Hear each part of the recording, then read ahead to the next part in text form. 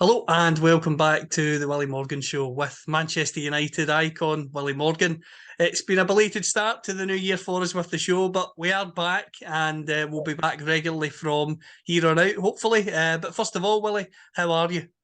I'm very well, thank you. And first of all, before we go into all the stuff, Happy New Year to all the people out there. I hope it's a good one. I hope it's better than last year, anyway, for sure. It's been a better start, certainly for the Man United supporters. And yeah, fine, just normal, busy New Year, busy Christmas, and then back to the golf course. Just come off, actually. I'm not long off. I had to come in and wash my hair. So any the viewers, I know the listeners can't see it, but yeah, things are pretty normal. So we're just all happy, obviously, with what's going on at Old Trafford at the moment. It's a blessing. But I've had, as always, R.I.P. I've lost another friend. The funeral was there on Monday. Jimmy Swords. The sad thing about Jimmy, he supported Man City. That was the sad thing about him. Jim, if you're up there listening, but great guy and be sorely missed. And obviously thinking of his family and just very sad. And of course, Lisa Marie Presley. What a shock! What a shock! I don't know any out there are Elvis fans, but she actually did a song with her dad. She did a few, but this one is called "No One Stands Alone." So if you can find it, listen to it. It's fantastic. You'll love it. And I'll take full responsibility if you don't. Come on, Don. You can get back to Callum, not me. And then obviously a few Happy New Years to all the lads down at Reading Hilton again. The two Garys, Phil, James, and Ron. Hope it's going to be a good New Year for you lot. And also the big gaffer down there, Mr. John McLaughlin. I hope it's going to be a great year for him as well. Other than that, I've been to a show since I last spoke to you. I went to see Steve Norman. We obviously did our show. Absolutely. It was phenomenal. Absolutely. He's brilliant. And he plays everything. I mean, it's ridiculous. He plays everything, every musical instrument, and sings. Great voice. So I went to his show. It was up in Bowden, and it was fabulous. And they had a guy on with them called Paul McCormick, Scots lad from East Kilbride, who lives in Blackpool, and he was fantastic as well. And a good Celtic supporter, may I add, he told me. Even better. I know. And so the show was so that was nice. It was a nice break, all the stuff that's going on. And just on Friday there, I went over to Alderley Edge, and Kay was getting her hair done. And my daughter Gaynor took me in to meet a guy who wanted to say hello. That was at 2:00. We left at 10:00, by the way. Yeah, tell me. He has it's a wine show. It's called Just Plonk.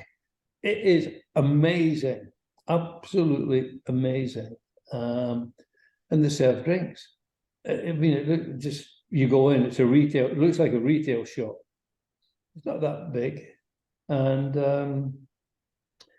she said, "Do you want a drink?" I said, "Well, yeah, no, not really." Because I said, "Do you serve?" He said, "Yeah, we serve drinks here." Anyway, so we started at 2:00 and left at 10.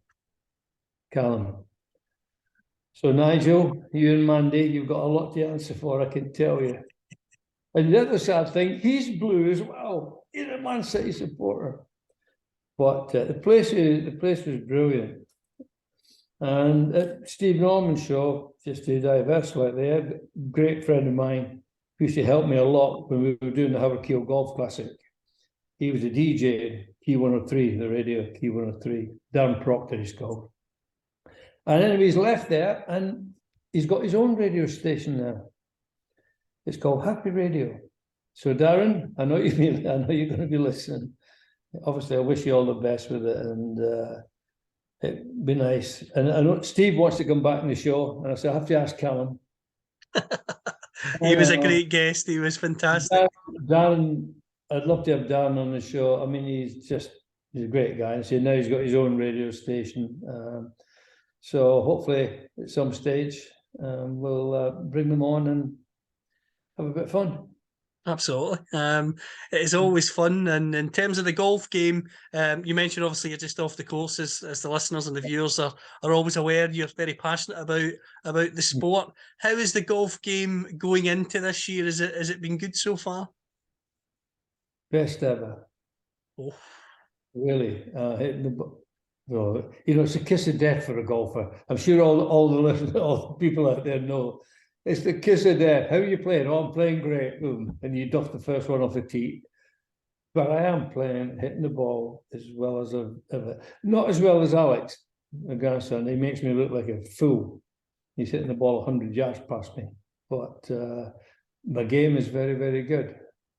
I'm still struggling off 7, but it's not too bad. I'm looking forward to the summer, and getting a bit hot weather. And my other pal, Vincent's taken up golf. And he's got the bug, Callum. I mean, the bug. Lessons, he's out every day, he's on the driving range and bought clubs, bought jerseys, bought... and I think he's 97, I think. Are you Vincent? I know you're listening as well. Is it 97? Oh, can't remember. But no, it's great. So I'm going to have another new partner to play with. And my wife started to play again as well. Case, got the clubs out. I dusted them all off and cleaned them. And so she's going to join us as well. So it's going to be hopefully a nice year for everyone. Absolutely. And in terms of United, it's been a good start to the new year, as we're speaking, still in the FA Cup, still in the Europa League, in the final of the League Cup, and obviously third in the Premier League. Unbelievable. The guy's done a great job. He's done a fantastic job. He did what everyone else should have done. He got rid of Pogba, he got rid of Ronaldo. Why didn't the other one? Why couldn't you see it? I don't understand. And he's still getting rid of them. I believe there's another 2 or 3 on the list now to go, including my number 1, Maguire. Your best friend. Oh, best friend. Hey, good luck to the lad. Wherever anyone wants to pay him to play football, it's a miracle. But no, good luck to him. Nothing against him as a person. Good luck to him. Make as much as you can and do what you can, but not at Man United. So no, it's all good. The playing again, and we spoke about many times. Now that Ronaldo's gone, hello, there's Rashford. There he is. It's a different world for the lad. He's not playing second fiddle all the time, and he's not playing out in the wing trying to make goals for Ronaldo. He's now the goal scorer, which he's very, very good at. And he's got back. He's getting back. He had a chance to be a great player. He was a very good player, and then obviously struggled because of Ronaldo mainly. And now that he's gone, he's come back, and it's great. I'm so delighted. It's great for us, And as much as I've spoke about Shaw, I mean, he can't defend, but he's created 2 goals, which is brilliant. Maybe he should have been a left winger, not a left back. Yes. It's just all good. It's a pleasure, and it's a relief to watch them. They're all playing for each other. No one's walking around waiting for somebody doing something for them. I.e., people have just mentioned. They're all playing for each other, and it's like a breath of fresh air. I think it's good. And something, Arsenal's wavering. Told you they'll have a spell. And say, yeah, they're just. They're not great. They're okay. You just don't know. we could just sneak in quietly through the back door. At least we've got a chance this year, which is just, for me, when I go out at the golf course and that, meet all the Reds and say, Willie, what we're going to do, what we're going to do. Now we're saying, oh, do you think we can win the league? We can win the league. It's just great.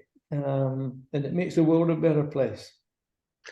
It certainly does. And in terms of Rashford, Willie, last year when he was going through a poor run of form, to be fair to yourself, you stuck up for him and you said, the lad is a player and he will prove it again if he's given the chance to do so. And now that Ronaldo's gone, he's scored so many goals and you've been proved right in that one by far. But what they did, they were playing him on the right wing. He's a striker. He's a goal scorer. They're playing him on the right wing. He's not a right winger. And they're making him look bad. It wasn't his fault. Just a succession of coaches. It's stupid. And now I say, it's just great that Ronaldo's gone and Rashford's playing his proper position again and he's scoring goals, which is fabulous. And it's great for him. He's been through he's taken a lot of stick from people, but they didn't look at why. He doesn't score, he's not playing. He's playing out of position. Matt Busby wouldn't have played him on the right wing. Ever. He's a centre forward. So I'd love to have seen him playing with Dennis Law, the two of them up front. With me in one wing and Bestie on the other wing. I think they might score a few goals. Absolutely. In terms of obviously United going forward, the cup final against Newcastle United, Newcastle haven't won a trophy in many years. Are you confident? I know they still won't. No, we'll beat them. Not worried about them. We'll beat them. There you have it, folks. No, we'll beat them. We'll beat them. I love it. I love the confidence. I'm sure the fans will be glad to hear that because United, I think it's 4 or 5 years now without a trophy, which is a long time for a club like United. And to see the club get a trophy, I know some people might say it's only the League Cup, but that could be the trophy that kicks everything off. Doesn't matter. It doesn't matter what it is. Even if it was the Watney Cup, that's that old thing. It's a cup, and everyone's in it. Somebody's got to win it, and it doesn't matter what it is. And it's the confidence it gives you. You know you can win. You know you can win at the top again. And I mean, the manager's been great, coach. He's come in, put his money where his mouth is, and got rid of the people. Everyone knows what the cause was. Everyone knew what the cause was. But nobody did anything about it. And he's come in and done it. And whatever.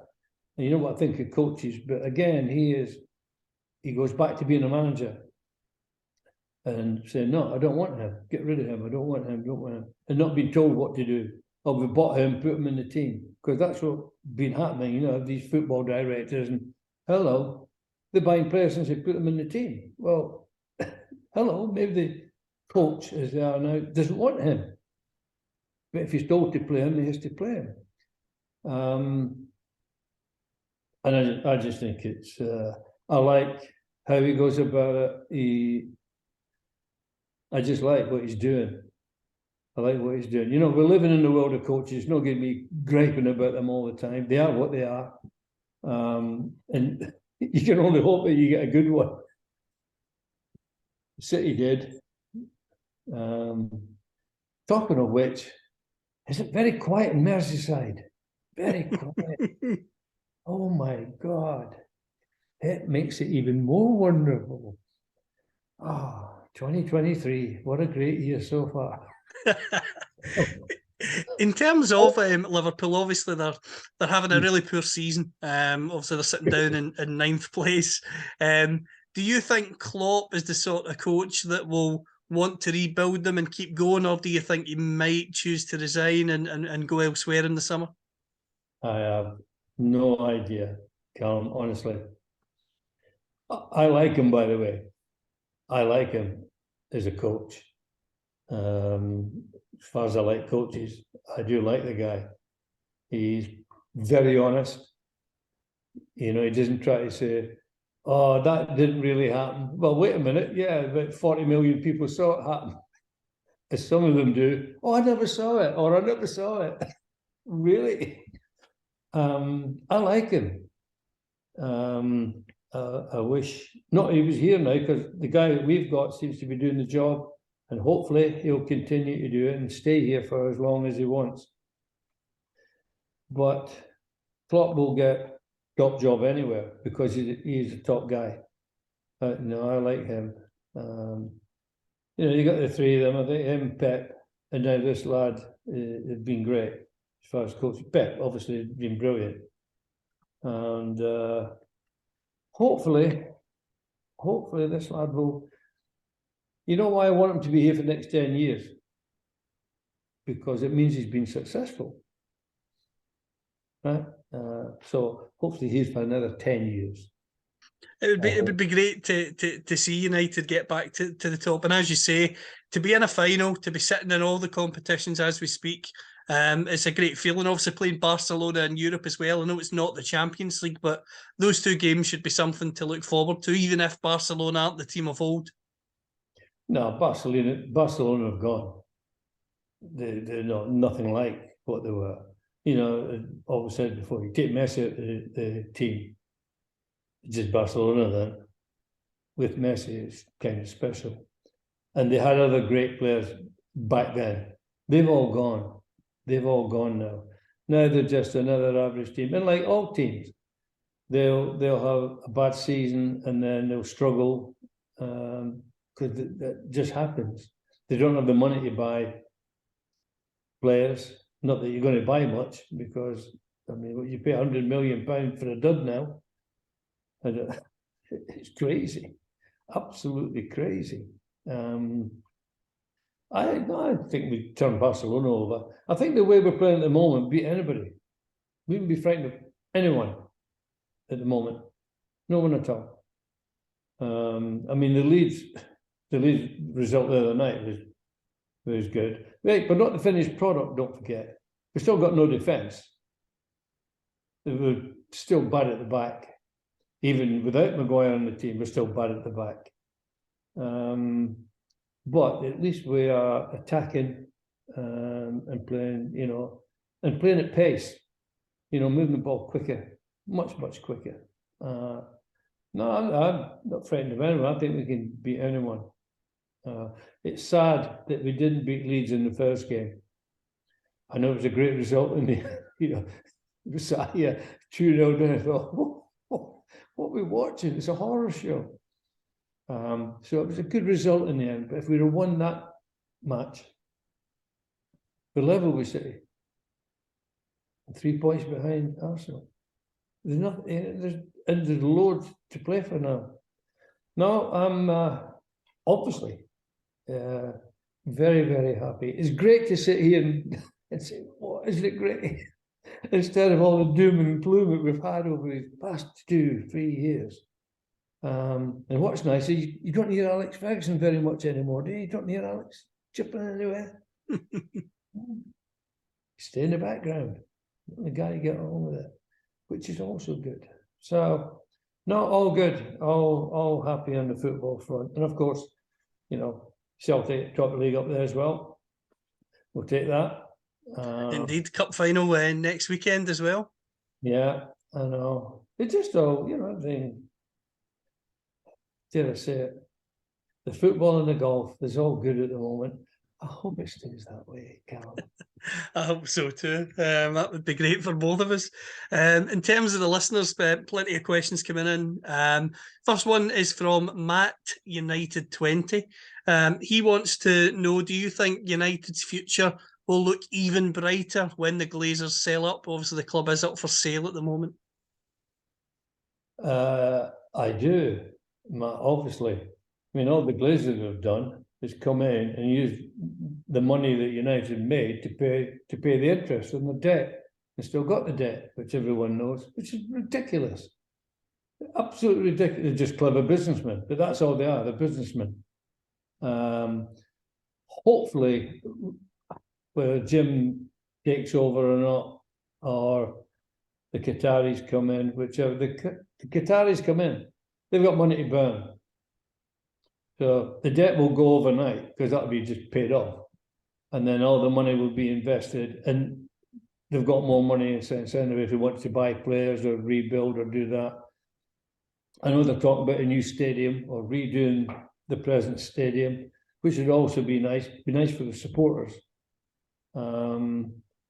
Yeah, I think it's a great thing when it goes through.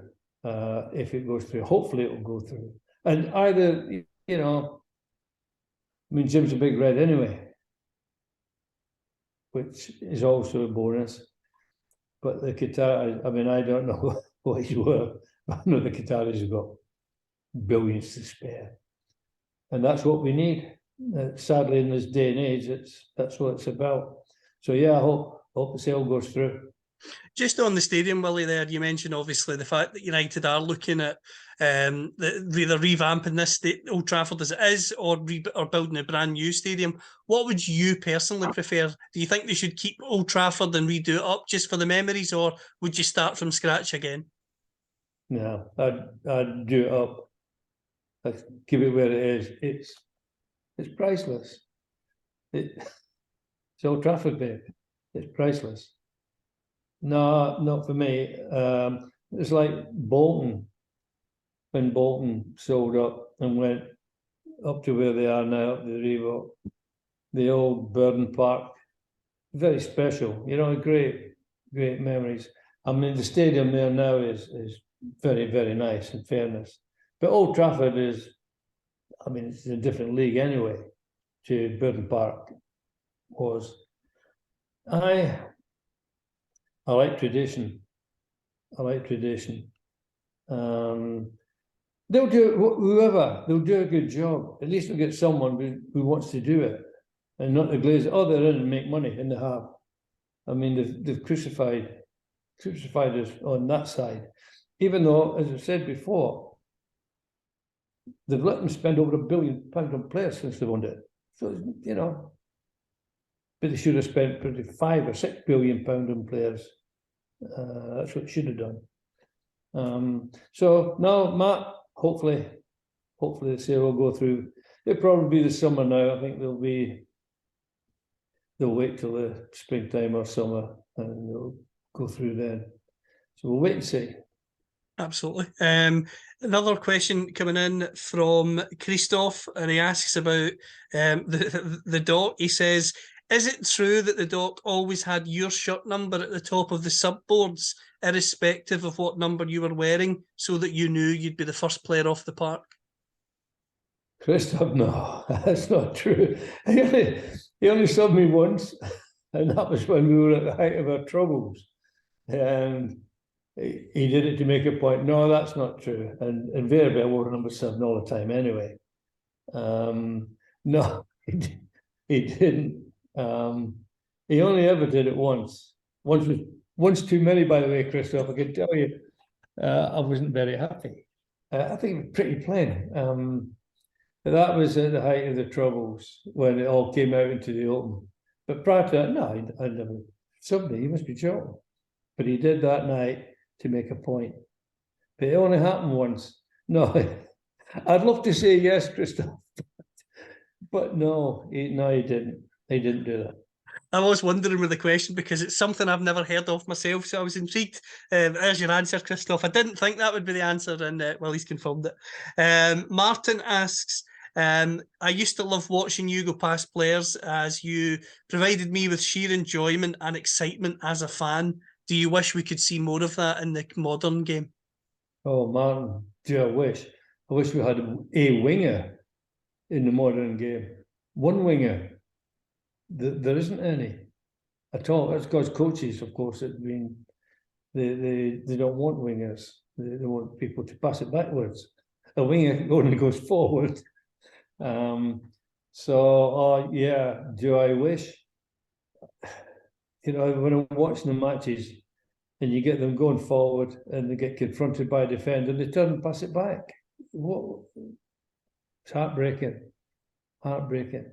So anyone, I mean, in fairness to Shaw, and again, I mean, I've not my favourite, certainly can't defend to say, but at least both the goals he created for Rashford, he actually took the guy on and got a cross in. He didn't get past, but he took him on and got a cross in both times, and Rashford scored both goals. But we need a specialist. We need a winger. That's my job. Get the ball, beat the fullback, get the ball into the box. But there are none. There are none anymore. I mean, I keep looking. I keep watching and looking. And I'm sitting screaming at the telly, Martin, you know, when the guy gets confronted with the fullback, I say, take him on, take him on. And he turns and passes it backwards. What are you doing? But in fairness, you know, we've been talking about before, we've been playing Martial on the left wing, Rashford on the right wing. They're not wingers. They're not going to take people, because they don't know how to. That's not the job. They don't know how to. It's a specialist position. And there are none anymore, because it's been coached out of these kids from being like 5-year-old. It's all coached out of them. Don't lose the ball. Don't lose the ball. Don't lose the ball. Unlike Matt, you know, there are no tactics. I can imagine going in at half time, if I'd got the ball in the fullback and I turned and passed it back to Shea Brennan, I'd have got slaughtered. You don't do that.